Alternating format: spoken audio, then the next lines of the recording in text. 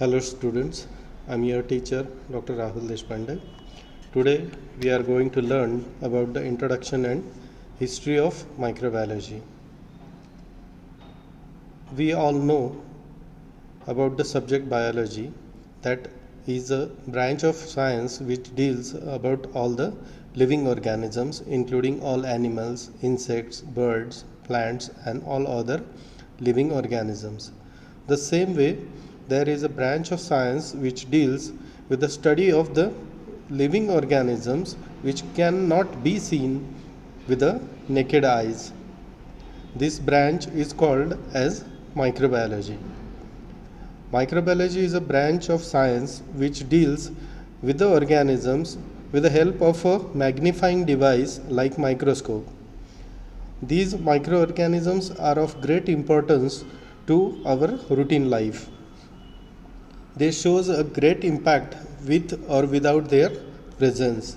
It is said that microorganisms, they are in us, on us and around us. You should know about the microorganisms and we will learn most of them today. So let's go ahead to learn what is microbiology. To know and understand the presence and importance of the microorganisms known as microbiology.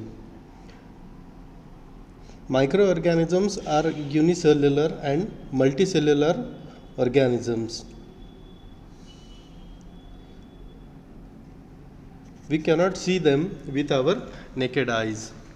We need a microscope to observe and study them. The microorganisms may include bacteria, fungi, viruses, yeast. Collectively, they all are called as microorganisms. The microbiologists study them for their impact on other animals and plants. We can study them to know the cause of disease or infection. Microbiology has many branches as viral sciences, bacterial sciences, parasitic sciences, and etc. These microbes are present at all places with varying temperatures and climatic conditions. To assume the size of the microbes, we can say that 1 gram of soil may contain 4 crores viruses, or 1 milliliter water may contain 10 lakh bacteria. That much minute they are in size. Microbiology play a major role in the disease diagnosis. We can study the history of microbiology.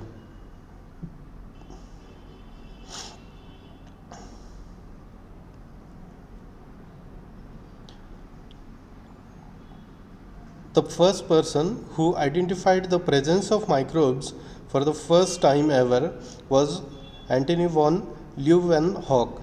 He is also being called as the father of bacteriology. He was very much fond of making lenses. He made a simple microscope in 1674 and observed numerous count of viruses and bacteria in the lake water. He observed different shapes of bacteria as rod shaped, spiral shaped, etc. The next scientist is Francisco Redi. He opposed the prevailing theory of spontaneous generations. He used to explain this with an experiment on meat. Earlier, it was assumed that the organisms remains present at a particular site spontaneously. He used covered jars to show that maggots come from flies, and it was a strong evidence against spontaneous generation.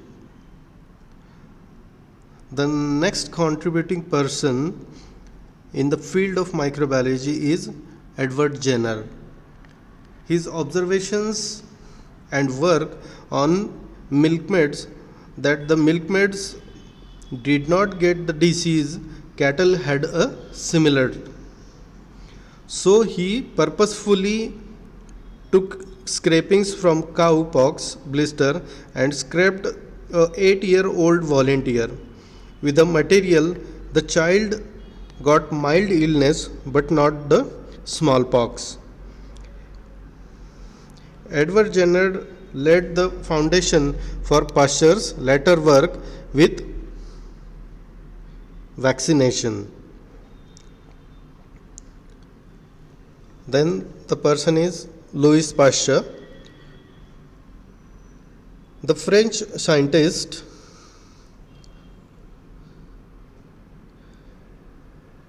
He used the indigenous curved-necked flask that prevented contaminated air from reaching boiled beef broth. The broth remained uncontaminated even though exposed to the air. He proved that microorganisms cause fermentation and disease. He pioneered the use of vaccines for rabies, anthrax, and chicken cholera. He developed a process we called pasteurization. He heated wine to kill the contaminating microbes. Today, we heat treatment to kill the pathogens in milk.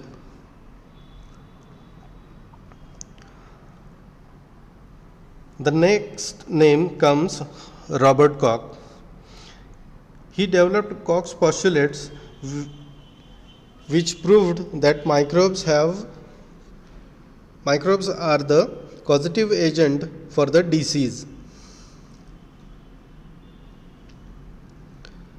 He discovered the cause of anthrax from blood of dead cattle, cultured bacteria in pure culture, injected the bacteria in live cattle, and they died.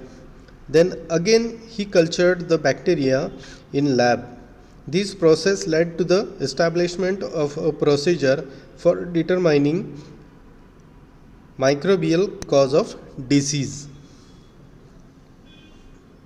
And Koch's postulates and his work helped establish the germ theory of disease. The microorganisms cause the disease. It was the invention of Koch's postulates. Then the next person is Joseph Lister.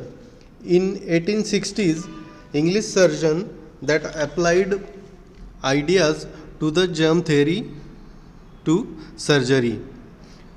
He knew that the phenol would kill the bacteria.